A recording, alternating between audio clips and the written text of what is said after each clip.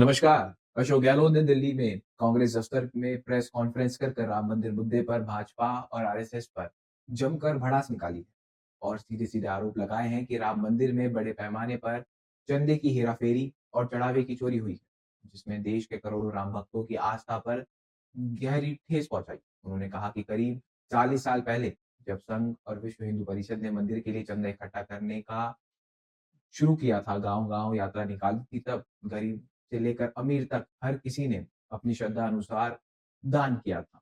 100 से लेकर लाखों रुपए और महिलाओं ने अपने सोने-चांदी के गहने तक दान कर दिए थे। लेकिन आज उस पवित्र जगह पर चढ़ावे की चोरी होना अत्यंत निंदनीय है। उन्होंने तंज कसते हुए कहा कि भाजपा की सरकार पहले तो कहती थी कि सब कुछ ठीक है, लेकिन जब मामला बिगड़ा तो मजबूरी में एसआईटी बनानी पड़ी भाजपा को। एफआईआर दर्ज की और जब ट्रस्ट में चंपत राय और अनिल मिश्रा का इस्तीफा दिलाने के पूरे मामले में जितनी भी लीपापोती थी वो कर दी गई। इस तरह के आरोप अशोक गहलोत ने लगाए। अशोक गहलोत ने इस मामले को लेकर 3 बड़ी माँगें सामने रखी हैं, जिसमें पहली माँग ये है कि मौजूदा ट्रस्ट को तुरंत भंग किया जाना चाहिए क्योंकि इसमें भाजपा और आरएसएस का ज़बरदस्त कब्ज़ा है।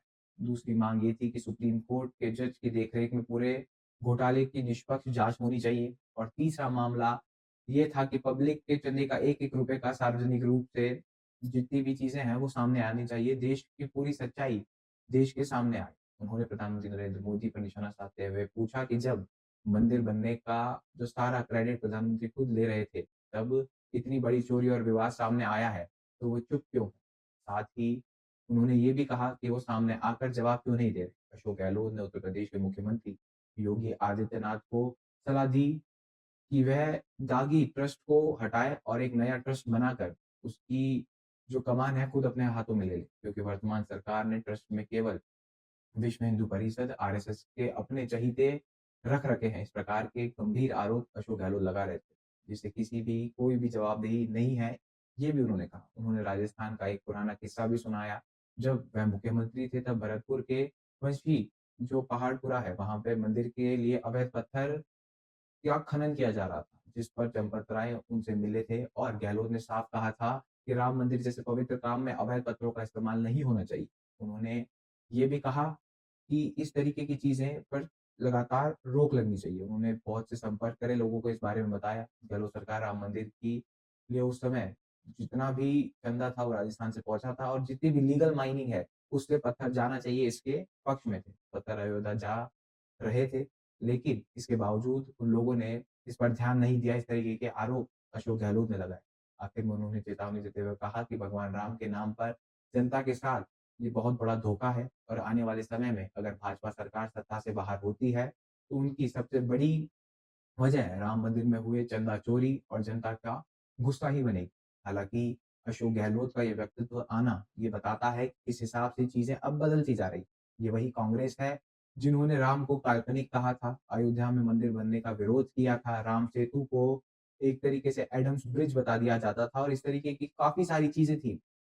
पर अब कांग्रेस के जो सुर बदले हैं, उसके पीछे क्या राजनीतिक मायने हैं या फिर वास्तविकता में कांग्रेस अपनी कोर राजनीति को छोड़कर अब हिंदुत्व की तरफ आ रही है। इस तरीके के बयान आना और स्पेशली सिर्फ राम मंदिर मुद्दे पर अशोक गहलोत का दिल्ली में जाकर कॉन्फ्रेंस करना, क्योंकि बहुत से पत्रकारों ने उनसे कोई और सवाल भी पूछने की कोशिश करी थी, पर उन्होंने साफ मना कर दिया कि मैं आज सिर्फ राम मंदिर मुद्दे पर ही बात करूँगा। अशोक गहलोत का ये रवैया बताता है कि किस हिसाब से चीज़ें अब कांग्रेस के अंदर बदल रही है।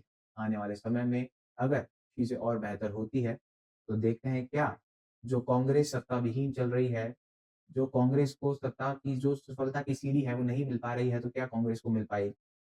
क्या भाजपा इस तरह के काम कर कर कांग्रेस के लिए एक सीधा रास्ता सत्ता के लिए बना रही है? क्योंकि इस तरीके के आरोप आना कहीं न कहीं भाजपा की राजनीति को भी कमज़ोर करता है। सबसे बड़ी बात यहाँ ये निकल कर आती है कि अशोक गहलोत के इस तरीके के बयान और लगातार इस तरह के मामलों में लगातार जो बयान अशोक गहलोत दे रहे हैं, हाल ही में ऑपरेशन क्लीन के ऊपर काफ़ी मुखरता से बोले थे। उसके बाद राम मंदिर ट्रस्ट का ये जो पूरा मामला चल रहा है इसके ऊपर, तो ये बताता है कि धर्म से जुड़ी राजनीति अब लगातार तूल पकड़ती जा रही है। खैर इस विषय में आप क्या मानते हैं? आपके क्या विचार है? कौन सही है, कौन गलत है? हमें ज़रूर बताएँ। ऐसी और खबरों के लिए, ऐसी और जानकारियों के लिए बने रहें हमारे साथ। तब तक के लिए धन्यवाद।